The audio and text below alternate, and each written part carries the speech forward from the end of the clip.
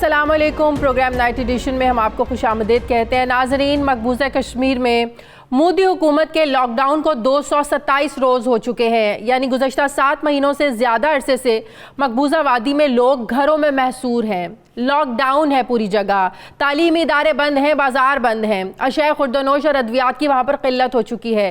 तिब्बी सहूलियात ना मिलने की वजह से रोज़ाना की बुनियाद पर 8 से 10 अफराद जो हैं ज़िंदगी की बाजी हार रहे हैं। वादी की मईशत को अरबों रुपए का नुकसान हो चुका है। वहाँ मसाजिद बंद हैं, ज़राए अबलाग के तमाम जो सिलसिले हैं वो मुअत्तल हैं। घरों में लोग महसूर होकर रह गए हैं और जहनी अमराज में मुब्तला हो रहे हैं। पाकिस्तान मुसलसल गुज़श्ता 7 महीनों से मकबूजा वादी में लॉकडाउन की वजह से कश्मीरी अवाम के जो मसाइल हैं इनसे आलमी दुनिया को बताता रहा है, ये मसाइल आलमी दुनिया के सामने उठाता रहा है। वज़ीर आज़म ने अक़वाम मुत्तहिदा में तकरीर करके आलमी अक़वाम के ज़मीर को झंझोड़ा। फिर सिक्योरिटी काउंसिल के इजलास हुए, दुनिया भर में एहतजाज हुए। आलमी ताकतों को मामले का इदराक भी है, लेकिन फिर भी इसके बावजूद आलमी दुनिया ने बेहिस्सी की चादर ओढ़े रखी है और ना तो भारत पर कोई दबाव डाला गया है कि वो इस इक़दाम से पीछे हटे और ना ही मज़लूम कश्मीरी अवाम की कोई मदद की गई है। लेकिन कुदरत का जो निज़ाम है ये अपने ही एक तरीके से चलता है और कुदरत अपने ही तरीके से इंसान को वार्निंग्स देती है, लेकिन शायद इंसान इसे नहीं समझता। कोरोना वायरस की शक्ल में एक आफरियत ने पूरी दुनिया के निज़ाम को हिला कर रख दिया है। हमारी दुआ है कि इस आफरियत से जल्द जान छूटे, पूरी दुनिया से इस वायरस का खात्मा हो। लेकिन ये भी एक हकीकत है कि कश्मीर के लॉकडाउन से आंखें चुराने वाली आलमी दुनिया अब खुद लॉकडाउन का शिकार हो चुकी है। 162 ममालिक कोरोना वायरस की जद में आ चुके हैं। मुख्तलिफ ममालिक ने अपनी फ़ज़ाई हदूद बंद कर दी हैं, ज़मीनी रास्ते मुनक़ता कर दिए हैं। Shopping malls, cinema halls, restaurants, तफरीही और सयाहती मकामात, तालीमी इदारे, दफातर सब कुछ बंद होकर रह गया है। आलमी मईशत को नाकाबिले तलाफ़ी नुकसान भी हो रहा है। तेल की कीमतें दिन ब दिन गिर रही हैं। लोग घरों में महसूर होकर रह गए हैं। यूरोपीय ममालिक में अवाम ने घरों में खाने पीने की चीज़ों का एक स्टॉक जमा कर लिया है। अशया खुर्दनोश की किल्लत हो रही है, स्टोर्स खाली हो चुके हैं। जबकि सबसे बड़ी बात यह है कि दुनिया के सुपर पावर्स होने के बावजूद कोई भी जो मुल्क है अभी तक इस वायरस की वैक्सीन तलाश करने में नाकाम है और आवाम इसलिए ज़्यादा खौफ में मुब्तला हैं कि जब इस वायरस की कोई दवा ही नहीं है तो फिर मरीज़ का इलाज कैसे मुमकिन है। हमारी दुआ है कि वबा से जल्द सबकी जान छूटे, लेकिन आलमी दुनिया को यकीनन अब कश्मीर में जारी जो गैर एलानिया लॉकडाउन है, जो वहाँ के लोगों की तकालीफ़ हैं और जिन तकालीफ़ से अब दुनिया गुजर रही है, यकीनन इसके बारे में सोचना होगा और कुदरत के इशारों को समझना होगा। दूसरी जानिब कश्मीर में भारतीय बर्बरियत अपने जोबन पर है। निहत्ते कश्मीरियों को आज भी शहीद किया जा रहा है, जबकि कश्मीर की शनाख्त को ख़त्म करने के हवाले से जो मोदी सरकार है ये मज़ीद इक़दाम उठाने जा रही है। इसके क्या आफ्टर इफ़ेक्ट्स होंगे, क्या असरात होंगे जो मोदी सरकार अब करने जा रही है, मैं बात करूंगी दिफाई तज्ज़ियाकार एयर मार्शल रिटायर्ड शाहिद लतीफ़ साहब ने मुझे ज्वाइन किया। अस्सलाम वालेकुम, बहुत शुक्रिया शाहिद लतीफ़ साहब आपका। शाहिद लतीफ़ साहब, जैसे कि मैंने अभी अपने इंट्रो में कहा कि दुनिया में एक लॉकडाउन 5 अगस्त से लेकर मकबूजा कश्मीर में आज तक जारी है।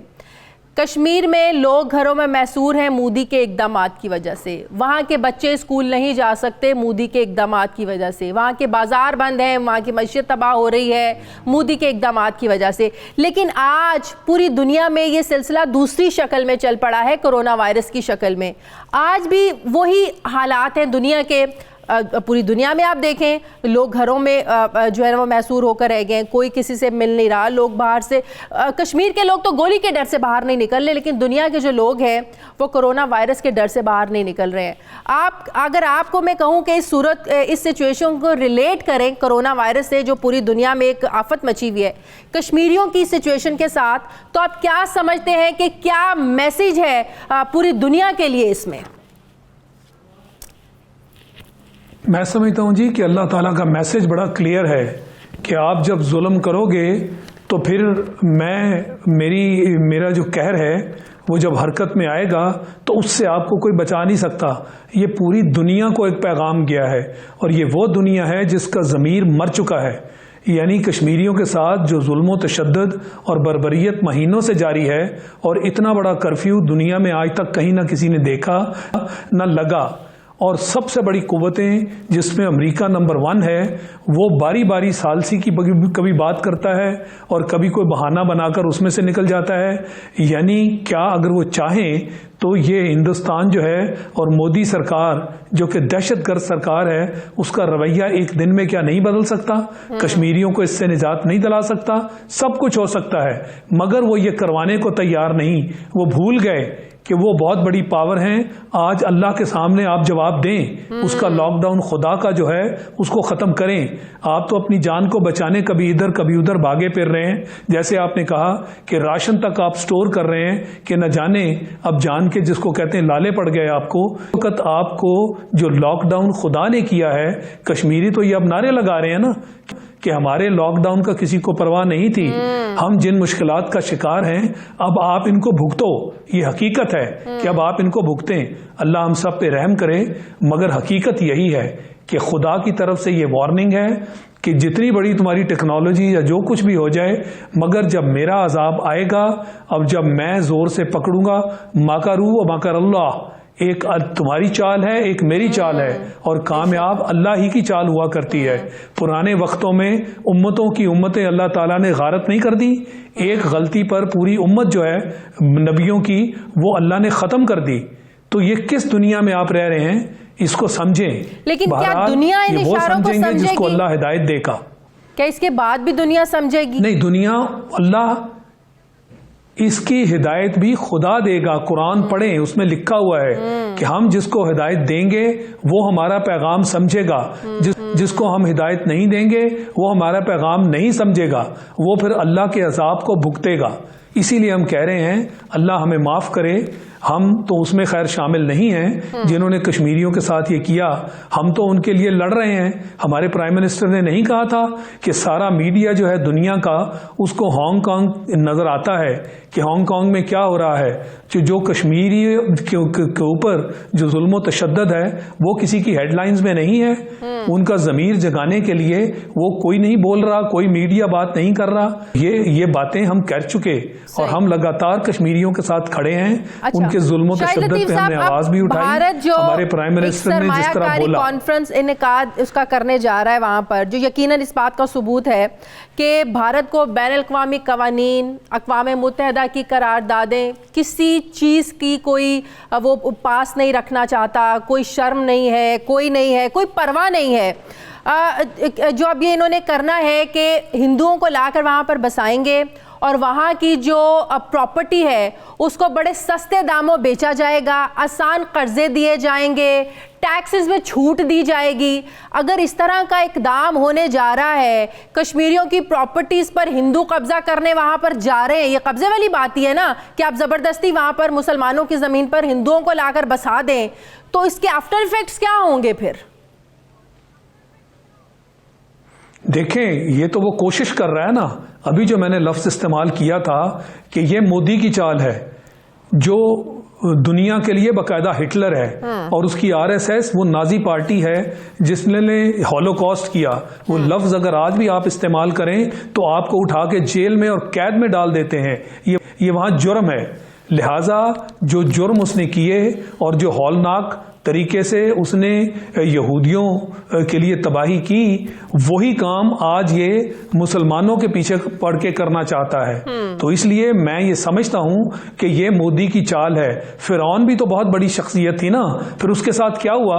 इनको तो ये तो समझना नहीं चाहते, मगर हम तो समझते हैं और हम पढ़ते भी हैं और वो लिखा हुआ भी है। जो कुछ उससे बड़ी ताकत तो ये मोदी नहीं हो सकती। वो तो अपने आप को उस वक़्त नाउज़ बिल्लाह खुदा कहता था कि जी मैं मार भी सकता हूँ, मैं जिंदा भी कर सकता हूँ। न जाने क्या क्या उसने तमाशे लगाए हुए थे, मगर उसके साथ क्या हुआ?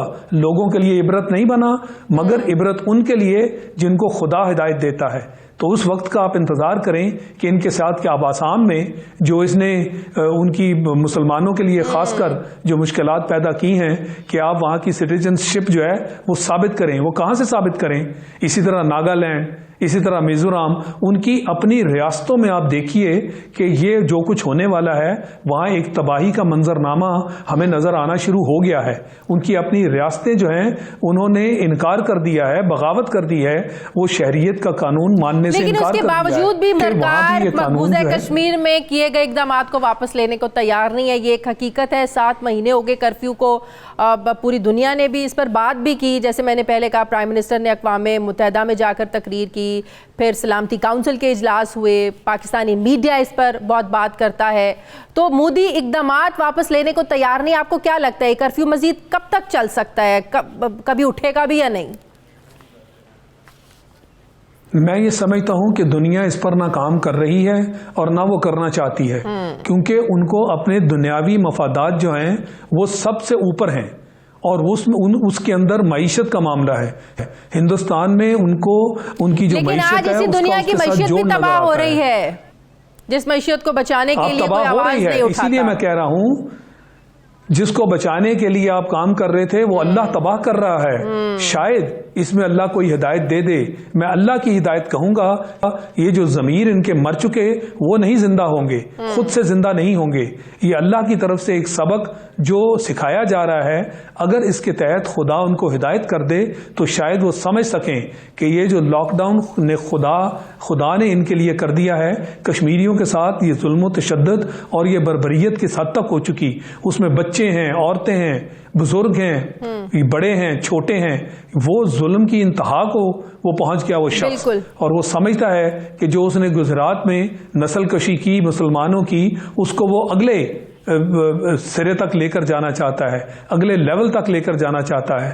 मगर आज हिटलर भी नहीं बचा जो यहूदियों की नस्ल कशी करता था। आज वो कहाँ है? बिल्कुल सही। तो इसलिए मैं ये समझता हूं कि ये दुनियावी मामलात हैं, अगर यही सर पे सवार रहे तो फिर तो ये काम वो नहीं करेंगे।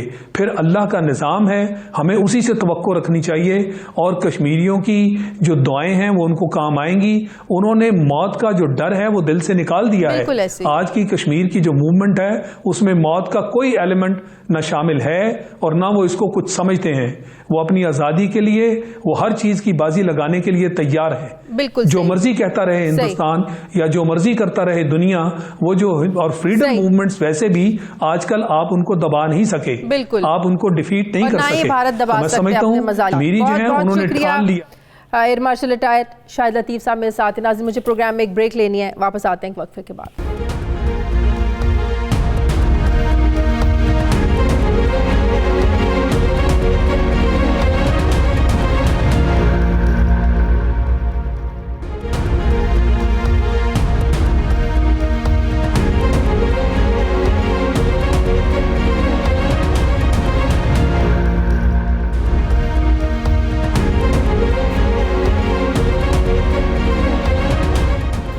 नाज़रीन, इस वक्त तक पाकिस्तान में कोरोना से सबसे ज़्यादा जो सूबा मुतासिर हुआ है वो है सिंध। सिंध में कोरोना वायरस में मुब्तला मरीज़ों की तादाद मजमूई तौर पर 208 हो गई है। सरकारी अस्पतालों में 1874 मुश्तबा अफराद के टेस्ट किए गए हैं, जबकि निजी अस्पतालों में 702 मुश्तबा अफराद के टेस्ट किए गए। सखर से 303 नमूने टेस्ट के लिए भेजे गए थे, जिनमें से 151 अफराद के टेस्ट क्लियर और 151 में वायरस की तस्दीक हुई है। इसी सारी सूरत हाल को मद्देनज़र रखते हुए कोरोना वायरस के हवाले से सिंध में लॉकडाउन है। सिर्फ खुराक और अद्वियात की जो दुकानें हैं वो खुलेंगी। सरकारी दफातर, शॉपिंग मॉल्स, बाजार तक बंद कर दिए गए हैं। इंटरसिटी ट्रांसपोर्ट भी नहीं चलेगी। शहर भर के रेस्टोरेंट्स में बैठकर खाना खाने पर पाबंदी होगी, ताहम खाना ले जाने की इजाज़त होगी। करंतना मराकज़ भी वहाँ पर काम कर रहे हैं। अस्पतालों में आइसोलेशन वार्ड्स में मरीजों को रखा जा रहा है।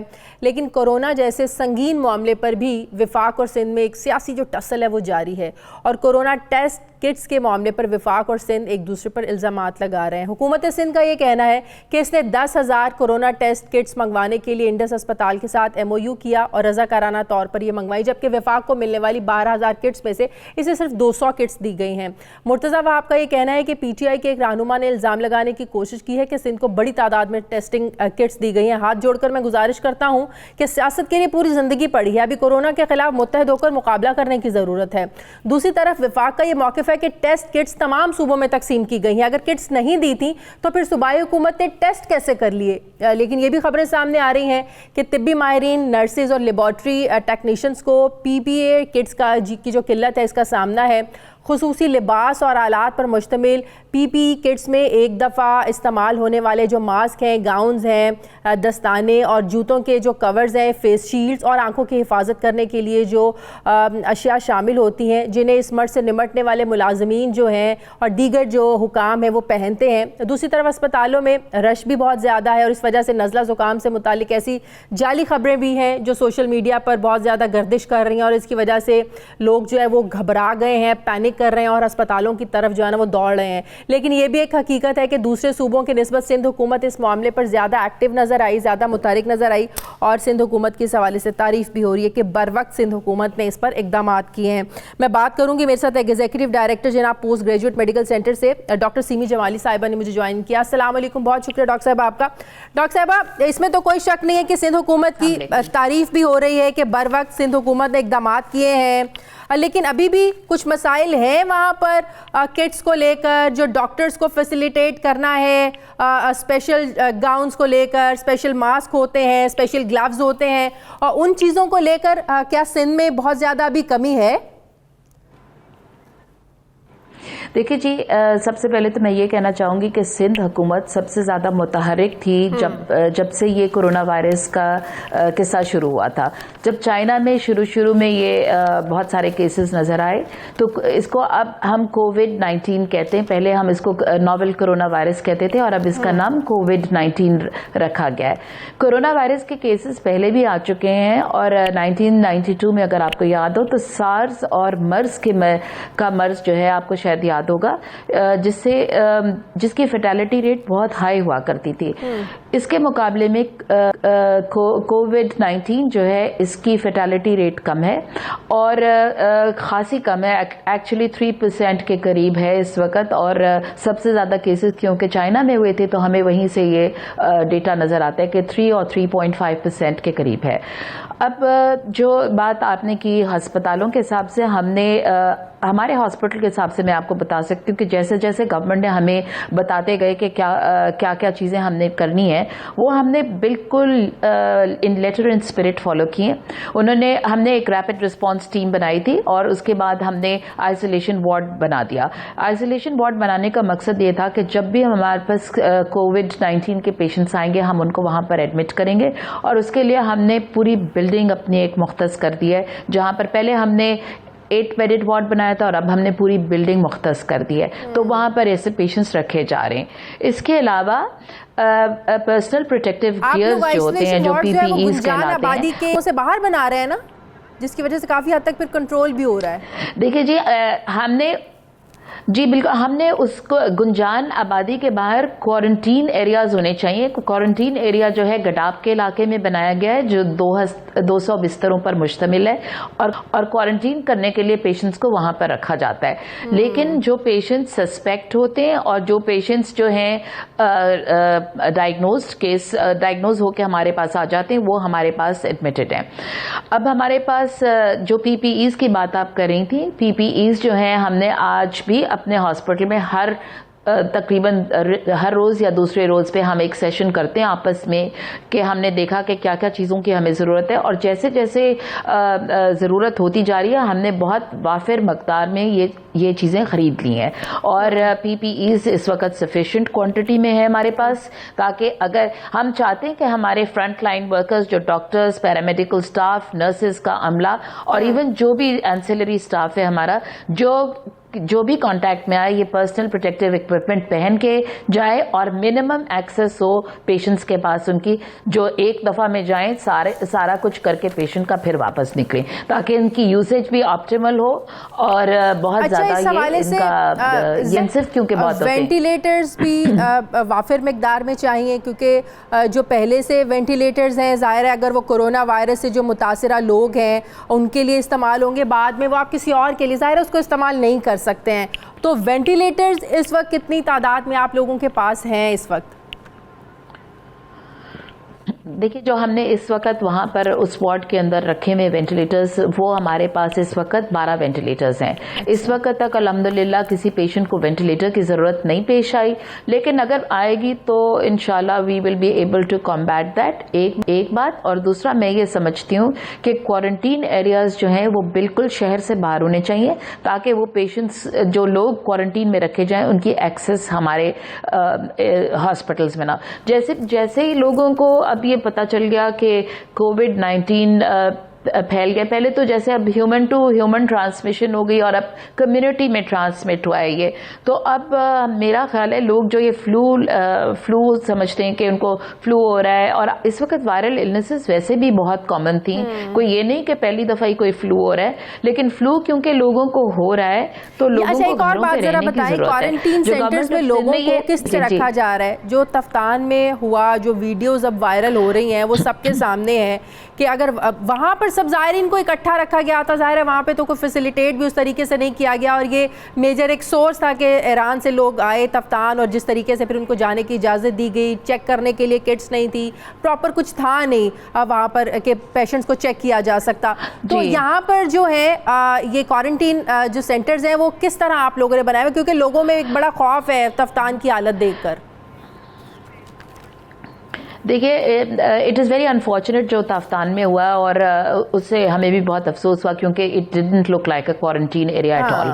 लेकिन जो सिंध ने बनाया है, क्योंकि मैं उधर काम नहीं करती इसलिए मुझे नहीं पता, लेकिन आई एम श्योर कि वहाँ से बहुत बेहतर सिचुएशन है।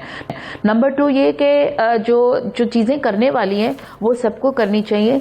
जो अवेयरनेस है वो हमने सबको दी है, हम सबको बार बार यही कहते हैं, and specially as health care for front workers हम ये समझते हैं कि प्रिकॉशनरी मेजर्स जो हैं वो सबको लेने चाहिए। मल्टीपल टाइम्स आप अपने हाथ धोएं, 20 सेकंड तक हाथों को साबुन से धोइए। ये आपके तवज्जुद से भी जाना चाहिए, और मीडिया ने बड़ा अहम रोल इसमें इख्तियार किया हुआ है कि अवेयरनेस, लोगों को आगाही फराहम की जाए। और जो सोशल डिस्टेंसिंग की हम बात करें, यानी आप समाजी तौर पर एक दूसरे से कुछ अलग हो जाएं, ये छुट्टियां वगैरह, लेकिन हमारे यहाँ कुछ यही बात में कड़े के उल्टा हिसाब हो रहा है। बच्चों को स्कूलों से छुट्टियां हो गई हैं, दफातर से छुट्टियां हो गई हैं, तो लोगों को लग रहा है कोई ट्रिप का प्लान बना लें, कोई सैर सपाटों का प्लान बना लें। तो ये हमारी आवाम को भी चाहिए कि जिम्मेदारी का मुजाहरा करें। मीडिया अवेयर कर सकता है, आप लोग अवेयर कर सकते हैं, डॉक्टर्स बता सकते हैं, लोगों की भी कुछ जिम्मेदारी बनती है। मैं बिल्कुल जिम्मेदारी बनती है, और मैं आपको एक और बात बताना चाहती हूँ कि एडवर्सिटी में भी कुछ बेहतरी ढूंढ लेनी चाहिए। जैसे हमारे यहाँ कंप्यूटर का इस्तेमाल होता तो था, लेकिन अब लोग होम बेस्ड वर्किंग करें और घर से बैठ के काम करें। ये नहीं कि फारिग ही हो जाएं और समझें कि अब हमारा काम खत्म हो गया। ई लर्निंग कर सकते हैं बच्चे, ऑनलाइन होमवर्क कर सकते हैं। उनको गेनफुली पेरेंट्स को भी चाहिए कि ऑक्यूपाइड रखें, ताकि ये सड़कों पर इधर उधर बाहर दोस्त अहबाबों के साथ हर वक्त पार्टी टाइम ना कर रहे हो। I think that is very important. और सोशल डिस्टेंसिंग का मतलब ही यही है कि आप एक दूसरे के अंदर ना घुसें। किसी को नहीं पता कि कॉन्टैक्ट्स की किसके साथ हिस्ट्री है और कौन किसके साथ मिल रहा है। दैट इज वाई ये सोशल डिस्टेंसिंग की जरूरत है। बहुत बहुत शुक्रिया सीमी जमाली मेरे साथ थी, बहुत शुक्रिया आपका। नाज़रीन, मुझे प्रोग्राम में एक ब्रेक लेनी है, वापस आते हैं एक वक्फे के बाद।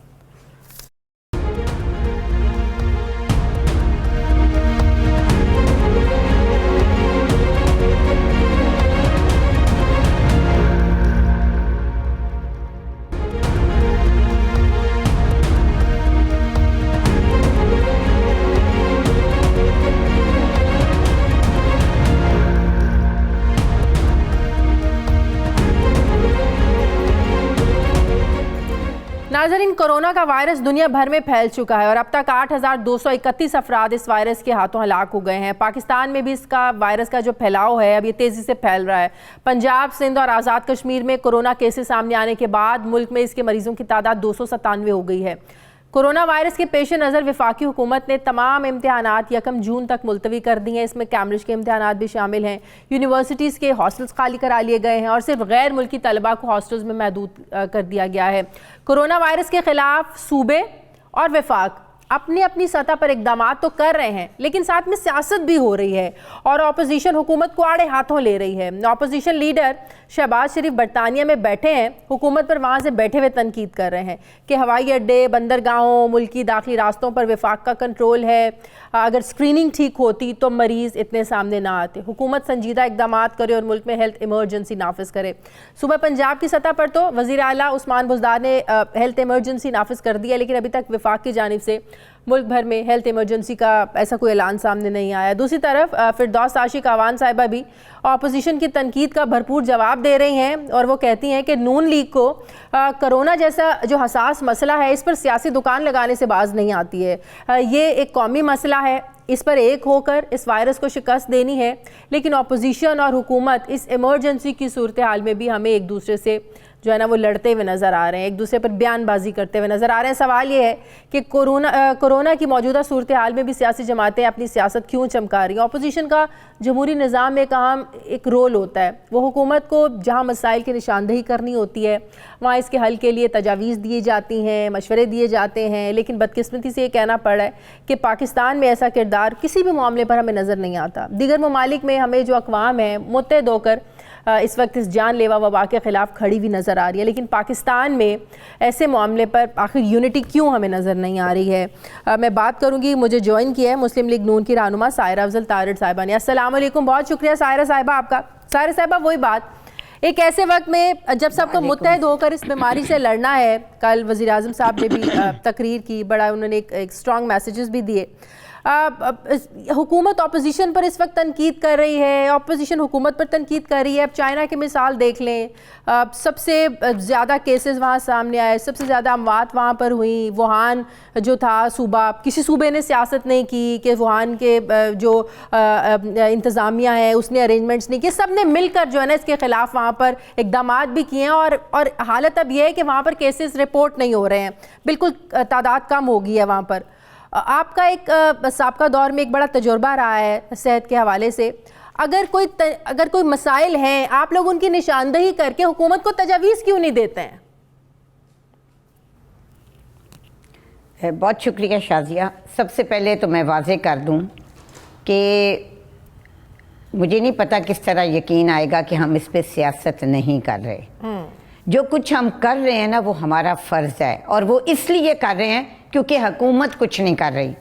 मुझे ये बताएं कि जो सिंध में हो रहा था, जो ये स्टेप्स अब ले रहे हैं, अगर ये पहले दिन से हमें नज़र आ रहा होता कि हुकूमत कुछ कर रही है और ये बात करने की हमें ज़रूरत ना पड़ती। जिस दिन शाहिद खाकान अब्बासी और एहसन इकबाल साहब ने नेशनल असम्बली के सेशन में उठ के स्पीकर साहब की मेहरबानी से ये बात की कोरोना पे कि वज़ीर आज़म आएँ, वो वज़ीर सेहत भी हैं, वफाकी वज़ीर सेहत हैं, और आके हाउस को बताएं, उस वक़्त तक कोई इनमें सीरियसनेस नहीं थी।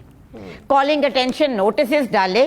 कॉलिंग अटेंशन नोटिस क्या होता है कि वो चीज़ जो अर्जेंट हो और वो नहीं लगे। अब आप मुझे बताएं कि उस वक़्त हम क्या करते? क्या हमने लोगों को जवाब नहीं देना? जब तफ्तान के बॉर्डर की वीडियोस शेयर होती हैं, जब पंजाब जैसे बड़े सूबे में एक भी केस रिपोर्ट नहीं होता और सिंध में हो रहा है, केपी में हो रहा है, तो क्या हम चुप रहते? मुझे ये बताएं कि ये मौका क्यों देते हैं इस तरह की बातों पे सियासत करने का। अभी भी टॉक शो में आप इन पे कोरोना से बात करें तो ये कहते हैं आपके लीडर चोर और डाकू। सो हमारी तो जिम्मेदारी है ही।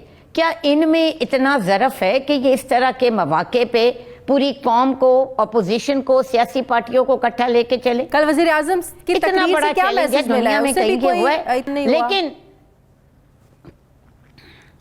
वज़ीर आज़म की तकरीर से ये मैसेज मिला है कि जागते रहना, साडे ते ना रहना। मतलब उन्होंने कमाल किया। खुद जो प्रेसिडेंट साहब और शाह महमूद कुरैशी साहब ने कुछ टेस्ट कराए हैं, जाने से पहले कराया, वहाँ जाके कराया, जहाज़ से उतर के कराया, और आवाम के लिए वो कहते हैं हर टेस्ट की ज़रूरत ही नहीं है। और इतने आराम से इतना डिसअपॉइंट किया है ना कल वज़ीर आज़म की तकरीर ने। शाजिया, वो वज़ीर आज़म हैं, वो इस मुल्क के चीफ एग्जेक्टिव हैं, वो किसी पब्लिक हेल्थ डिपार्टमेंट के हेड ऑफ द डिपार्टमेंट नहीं है। क्या वज़ीर आज़म को आके ये नहीं बताना चाहिए था कि मैंने इतने पैसे एलोकेट किए हैं? कोई पॉलिसी नहीं देनी चाहिए थी कि हम सूबों के साथ मिलकर ये कर रहे हैं? उन्होंने जो बातें की, हाथ इस तरह धोए, दूर रहें। और दूसरा ये कि 4% लोगों को होता है, डरने की बात नहीं है, घबराना नहीं है। मुझे तो पता है जब वो तकरीर कर रहे थे तो जो लोग इनकी पैरोडी करते हैं ना मुख्तलिफ मज़ाहिया प्रोग्रामों में, आप यकीन करें मुझे वो लोग लग रहे थे कि उन्हीं में से कोई एक शख्स बैठा ये कह रहा है 4% 20 करोड़ का आपको अंदाजा है 4% कितना बनता है। और शायद यही वजह चीफ जस्टिस साहब को भी आज मतलब कहना पड़ा है, ये अदालतें बंद करने का आप लोग कह रहे हैं, आप लोगों ने क्या किया? खुद तो आप लोगों ने कुछ नहीं किया। मैं आज यही कह रही थी, कहने लगी थी कि जो ऑब्जर्वेशन इस मुल्क के चीफ जस्टिस की है वो क्यों हुई, इसलिए कि लोगों को नजर आ रहा है हम सियासत नहीं कर रहे, हम इनको झंझोड़ रहे हैं, क्योंकि इनको किसी चीज का एहसास नहीं होता जब तक मीडिया ना बोले, जब तक ऑपोजिशन ना बोले। आज वजीर आला बुज़दार साहब कह रहे थे कि हम एक अस्पताल बना रहे हैं, पता नहीं कितने बिस्तरों का, फील्ड अस्पताल। भाई आप आज अस्पताल बता रहे हैं और वजीर आजम साहब गए हैं डीजी खान उन कैंप्स का दौरा करने और एक बोर्ड के ऊपर उनको बताए गए इंतजामात, वो एक्चुअल कहाँ थे, वो गए हैं उन जगहों पे, वो उन कैंप्स पे गए। ये इंतजामात तो पीएम ऑफिस में ही बैठ के वो देख लेते कि तमाम लोग जो हैं उनके साथ थे, वो यहीं आके उनको बोर्ड पे तस्वीर दिखा देते। इस तरह चीजें नहीं होती। शहबाज शरीफ की तरह फ्रंट फुट पे खेलना पड़ता है। वैसे इसमें तो कोई शक नहीं है, डेंगू की वजह गलियों में जाना पड़ता है। आज सब लोग इस बात को अप्रिशिएट करते हैं कि उस हवाले से शहबाज शरीफ साहब की हुकूमत ने जो इकदाम किए थे बिल्कुल वो काबिल तारीफ थे। जिस तरीके से उन्होंने इस वबा को ख़त्म किया, रोज़ाना की सतह पर मीटिंग्स होती थी, फिर एकदम प्रैक्टिकली काम होते थे, लेकिन वो चीज़ें बिल्कुल आप सही कह रहे हैं, वो कमी आज नजर आ रही है। अच्छा, दूसरा शाजिया एक और कि जो इनके हेल्थ प्रोवाइडर्स हैं, इनके जो डॉक्टर्स हैं, इनका जो पैरामेडिक्स है, क्या उनको इन्होंने इक्विपमेंट्स दिया है? आप इमरजेंसी में जो लोग एक्सपोज हैं फ्लू को, इन पेशेंट्स को, उनको तो दें। मतलब आप जो आपसे काम कर, आप जिनसे लेना चाहते हैं, एक मास्क वफाकी हुकूमत ने सिंध गवर्नमेंट को नहीं दिया, नॉट अ सिंगल मास्क। जो डोनेशन इनको WHO से मिली है, जो चाइना से मिली है, मतलब सबसे ज्यादा मरीज तो पाकिस्तान में वहां सबसे पहले हुए ना। बिल्कुल। सो एक फीलिंग जो एक बड़े भाई की, एक जो बाप की वफाक को देनी चाहिए, वो नहीं दी उन्होंने। कल मुराद अली शाह का नाम तक नहीं लिया वजीर आजम साहब ने। और मेरा मकसद ये है कि ये चीज़ किस तरह होगी, ये इतना बड़ा चैलेंज है कि आप यकीन करें कि मुझे डर इस चीज़ का है कि वजीर आला बुज़दार जो है ना, जब मैं उनकी शक्ल देखती हूँ, आज कभी देखते आप कि जब वो मरीज़ों के बता रहे थे कि कितने सस्पेक्टेड हैं, कितने पॉजिटिव हैं, फिर वो नीचे देखते, फिर वो ऊपर देखते, तो मुझे यकीन उनकी शक्ल देख के ना मुझे और मेरा दिल बैठ जाता है। मुझे लगता है कि ये 11 करोड़ आवाम के सूबे को हेड कर रहे हैं। सो जो दोनों बड़ी जगह है ना जहाँ पे आपको जिम्मेदारी का सबूत देना है, अंदाजा नहीं लगाया जा सकता, वफाक और पंजाब। शक्ल देख के तो किसी की काबिलियत नहीं बता नहीं, सकते वो इसलिए कि 1.5 साल का हमारा नहीं शाजिया, इसलिए कि हमें 1.5 साल से हम उस शक्ल से हमारा वास्ता पड़ा हुआ है ना। शक्ल डजंट मीन एक्चुअली उनका अपना चेहरा, शक्ल मीन्स उनकी परफॉर्मेंस। मतलब मैं खुदा ना खास्ता शक्ल पे बिल्कुल तो बात नहीं कर रही, अच्छा, मैं इसलिए समझ गई आपकी उनका बात। नाम आता है। हाँ, मैं भी समझ गई आपकी बात। अगर तो उनका नाम भी आता है ना, चले कुछ लेट हो गया, अब बजाय इसके कि ऑपोजिशन तनकीद करे, हुकूमत के साथ मिलकर कोई स्ट्रैटेजी बनाए। पंजाब गवर्नमेंट का, नून लीग का बहुत अच्छा एक्सपीरियंस है, जैसे मैंने बात की डेंगू वबा को कंट्रोल करने की, वो उस टाइम की जो ब्यूरोक्रेसी थी कि जिस तरीके से आप लोगों के साथ मिलकर काम किया, उन इकदामात से और उन तजुर्बात से फ़ायदा उठाने की ज़रूरत है। आप लोग ये तजावीज़ दे सकते हैं और हुकूमत आप लोगों से नहीं कह रही, आप लोग कहें कि आए हमारे साथ मिलकर बैठें, कोई स्ट्रेटजी बनाएं किस तरीके से हम लोगों ने इससे लड़ना है। देखिए, हम तो तैयार हैं। हम तो जब पोलियो का इशू था ना, तब भी मैंने प्रेस कॉन्फ्रेंस उस वक्त की थी जिस वक्त पूरी दुनिया ने शोर मचाना शुरू कर दिया, इनके पार्टनर्स ने, डोनर्स ने, और जिस नाअहल शख्स को बाबर बिन अता को इन्होंने लगाया और उसको हटाने के लिए, और मतलब जो हमने कोशिश की, इसी तरह आज भी हम बिल्कुल तैयार हैं। लेकिन इनके ईगो के मसाइल हैं। अब यास्मीन राशिद साहिबा, आज भी शायद आपने वो सोलो जा रही हैं, हाँ, वो हमारे साथ प्रोग्राम करने को तैयार ही नहीं है। वो कहती हैं कि मैंने नहीं करना, बस बड़ी मैं मसरूफ़ हूँ। लेकिन ये बात नहीं है, आपको लोगों को जवाब देना है। पंजाब, लाहौर के, अब मुझे एक चीज़ बताएं, लाहौर के अलावा कहीं टेस्टिंग फैसिलिटी है? नहीं। क्या ये पॉसिबल है कि सिर्फ ये लाहौर में सवाल केस हो? मैंने भी कल वो जो उठाया 500 था जाए कि हैं, जो देहात हैं, मतलब गांव आप ये हैं, देखें कि वहाँ के किसी- लोगों के लिए क्या फैसिलिटेट कर रहे हैं आप लोग? वहाँ तो कुछ नहीं है। वहाँ अगर किसी ने टेस्ट करवाना है तो कोई कहाँ जाके फिर टेस्ट आप कराए? ये करें। फिर आज शाजिया एक मकामी यहाँ पे काफ़ी मशहूर फैमिली है, उनकी खातून को पॉजिटिव आया है। वो क्यों आया है? खबरें हैं कि वो किसी कैफ़े में गई थी। मकसद ये है कि अगर आपने लोगों को पहले दिन से सेंसिटाइज किया होता, आपने दफ़ा 144 अब लगाई और अभी भी वज़ीर आज़म साहब ने अपनी तकरीर शुरू की तो उन्होंने कहा घबराने की बात नहीं है, ये होना सबको है, 90% लोगों को होना है, लेकिन इफेक्ट 4% होंगे। सो आप ये देखिए, ये आपको दुनिया पागल है, पूरी दुनिया पागल है जिन्होंने लॉकडाउन कर दिया है। अब इन्होंने क्या एक और किया है, इन्होंने शर्त लगा दी है कि पाकिस्तान में जो भी आएगा ना, अपना ही चाहे उनका शहरी, वो कोरोना का टेस्ट करवा के आए, ठीक है, और वो कागज साथ लेके आए। बिल्कुल। अब पूरी दुनिया ने, जहां फ्लाइटें बंद हुई हैं वो अलग है, लेकिन पूरी दुनिया के ममालिक अपने शहरियों को वेलकम कर रहे हैं अगर वो वहां पहुंच रहे हैं। आप बजाय इसके कि आप कोई अपनी इनिशियल करते, ना एयरपोर्ट पे स्क्रीनिंग ठीक है, ना बॉर्डर्स पे इंतजाम ठीक हैं, और आप उल्टा उन लोगों को जो बाहर हैं उनको आप ये करने के लिए और फिर को टाइम लाइन देते। सो मुझे तो यकीन करें कि ये बातें हमें इसलिए करनी पड़ती हैं। वो कोई तजावीज, कोई इकदाम करने के हवाले से कुछ करने जा रही है? देखें, हम हाजिर हैं, हम बिल्कुल इनको कहेंगे कि आप जो भी अवेयरनेस की कैंपेन हो, अगर आपको एक क्रॉस पार्टी लाइन कुछ नेशनल एक्शन प्लान बनाना है, कोई कोऑर्डिनेशन कमेटीज बनानी है, जो ये हमारी जिम्मेदारी देंगे ना, ये नेशनल असेंबली में जिसका जो जो हल्का है, प्रोविंशियल असेंबली में उन लोगों के जिम्मे लगा दें, बिल्कुल उन मेंबर्स के जिम्मे लगा दें। आप अपने काउंसलर्स को लें, आप अपने लोकल स्टाफ को लें, लोगों को बताएं। पता है उनको अभी तक एहसास ही नहीं है इसकी कि ये कितनी संगीन चीज़ है और ये केसेस किस तरह मल्टीप्लाई करते हैं। अब आप मुझे ये बताएं कि जो लोग इन्होंने पूरे पंजाब में विदाउट टेस्टिंग फेंक दिए हैं, बखेर दिए हैं, बस यही बात है ना, जो तफ्तान में जो कुछ हुआ, जो क्वारंटाइन जिस तरीके से वहां पर लोगों को किया गया, अगर वो वहां पर अरेंजमेंट ठीक होते तो शायद फिर यहाँ पे तैयारी नहीं थी, केसेस नहीं आते। फिर यहाँ पे शाजिया में अच्छा, फिर शाजिया एक और चीज़, मुझे कोई एतराज़ नहीं है, शौकत खानम बिल्कुल एक रफ़ाई इदारा है, वो उसको दें किट्स। आपने जितनी भी आपको किट्स मिली हैं, आपने क्या क्राइटेरिया रखा? मुझे ये कल कह रहे थे ये बड़ा इन्फेक्शियस होता है, ये एक सर्टेन स्टैंडर्ड होते हैं लैब के। 20 दिन बाद ईरान के केस के कंफर्म होने के बाद हमारे पास केस हुआ। क्या आपने अपनी टर्शरी केयर लैब्स को अपग्रेड नहीं किया? सही। क्या पब्लिक को कोई तो क्राइटेरिया, आप कोई स्क्रीनिंग करते, आप इमरजेंसी में लोगों को बिठा देते जिनमें आपको सिम्टम्स नजर आते, उनको आप अलग करते। शहबाज शरीफ ने जंग की तरह डेंगू को ख़त्म किया, और डेंगू के अलावा कोई भी इस तरह का खुदा न खास्ता जब चीज़ आती है, इस तरह लेड बैक नहीं आती। सही कि ट्वीट्स पे और फेसबुक पे आप काम करें और आप टिकर चला दें कि जी वजीर आजम साहब निगरानी कर रहे हैं, you have to be there.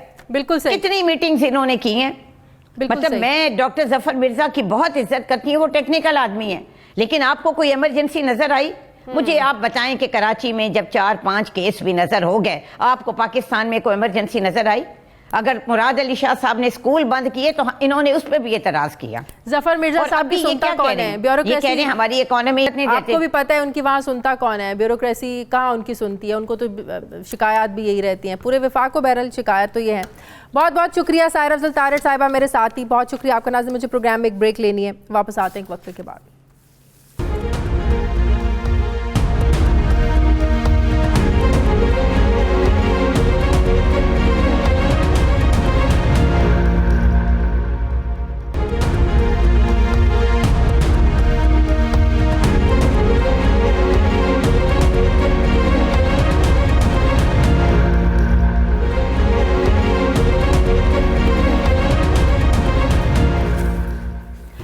नाज़रीन, इत्तलात हैं कि पाकिस्तान पीपल्स पार्टी के सिंध में रहनुमाओं के खिलाफ एक और नैब का रेफरेंस दर्ज हो सकता है। ज़राए से मिलने वाली इत्तलात के मुताबिक ट्रैक्टर सब्सिडी स्कीम में करप्शन का मुकम्मल रिकॉर्ड नैब ने तलब कर लिया है और नैब ने chairman anti corruption Sindh record की फराहमी के लिए ख़त भी लिख दिया है।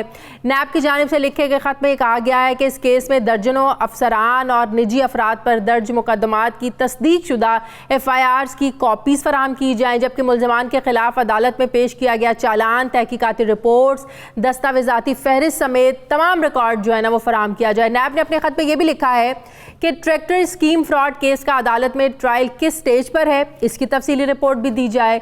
नैब ने एंटी करप्शन सिंध से रिकॉर्ड तलब किया है। इसमें 2009 से लेकर 2012 तक काश्तकारों में तकसीम करदा ट्रैक्टर का रिकॉर्ड भी है। ज़राए का यह भी दावा है कि नैब ने ट्रैक्टर फराहम करने वाली कंपनी के CEO शहजाद रियाज के खिलाफ इंक्वायरी रिपोर्ट भी तलब कर ली है। वाज़ेह रहे कि 2017 में यह इंकशाफ हुआ था कि सिंध हुकूमत की जानिब से ट्रैक्टर सब्सिडी स्कीम में 1 अरब 45 करोड़ रुपए की करप्शन की गई है।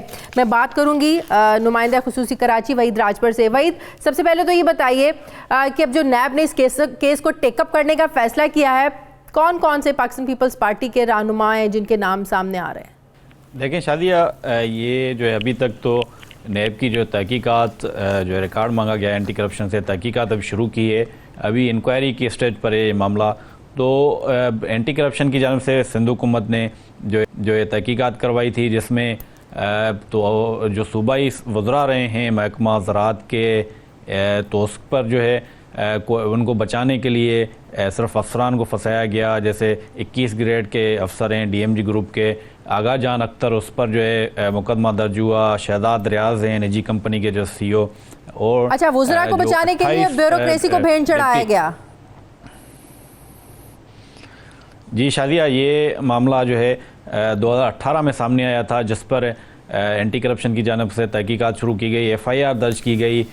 इल्ज़ाम ये था कि डबल जो है इनवाइसेस तैयार करके ये सिंध की जो सब्सिडी के ट्रैक्टर थे वो KPK में भी फ़रोख्त हुए, पंजाब के कुछ डिस्ट्रिक्ट में ये फ़रोख्त हुए। सिंध में जो है इस पर एक काश्तकार को दिया गया, तो डबल इनवाइसेस जो है महकमा एक्साइज़ की जानब से वो उनकी जारी की गई, जिस पर ट्रैक्टर स्कीम